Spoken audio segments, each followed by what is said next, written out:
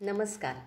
माता पालकांनो, आता खरोखरच तुम्हाला स्वतःचा विचार करण्याची वेळ आली आहे. आपण आई आहोत म्हणून स्वतःकडे दुर्लक्ष करत आहात का?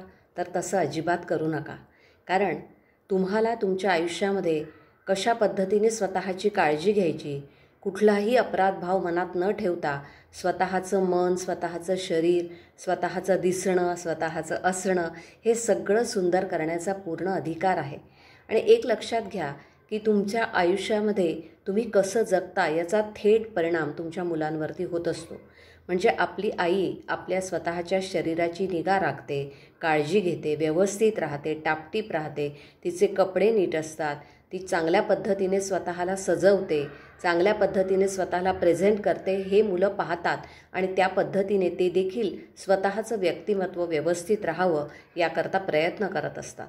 कारण एक आपण लक्षात ठेवलं पाहिजे की आई ही भूमिका करत असताना स्वतःचं जे काही गरज आहे स्वतःच्या जगण्याची ती विसरून चालणार नाही. आता स्वतःला प्रायोरिटाईज करण्याची गरज आहे, स्वतःला महत्त्व देण्याची गरज आहे.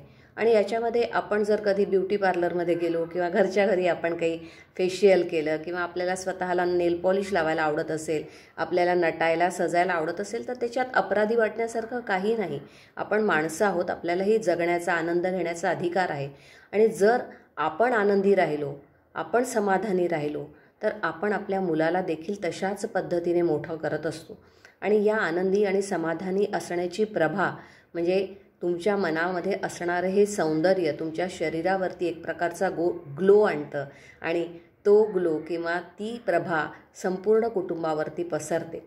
आपल्याला हे लक्षात घेतलं पाहिजे की आपल्या प्रत्येक गोष्टीचं अनुकरण मुलं करतात आणि प्रत्येक चांगल्या गोष्टीचं त्यांच्यावरती खूप प्रभाव पडत असतो. आणि म्हणून आपण स्वतःची काळजी घेणं, मग एखाद्या वेळेला असं पण आपण म्हणू शकतो की तुम्ही इतरांशी कृतज्ञता व्यक्त करताना बोलून कृतज्ञता व्यक्त करत असाल, लिहून करत असाल, कदाचित एखादी वस्तू गिफ्ट देऊन करत असाल.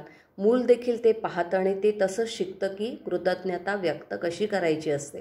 अगदी तसंच प्रत्येक गोष्ट जी तुम्हाला आवडीशी वाटते, तुम्हाला करावीशी वाटते, अगदी तुम्ही आई असलात म्हणून काही बाकीचे सगळे तुमचे छंद, तुमच्या आवडीनिवडी हे बाजूला ठेवण्याची अजिबात गरज नाही. किंबहुना तुमच्याकडूनच हे बाळकडू मुलांना मिळत असतं.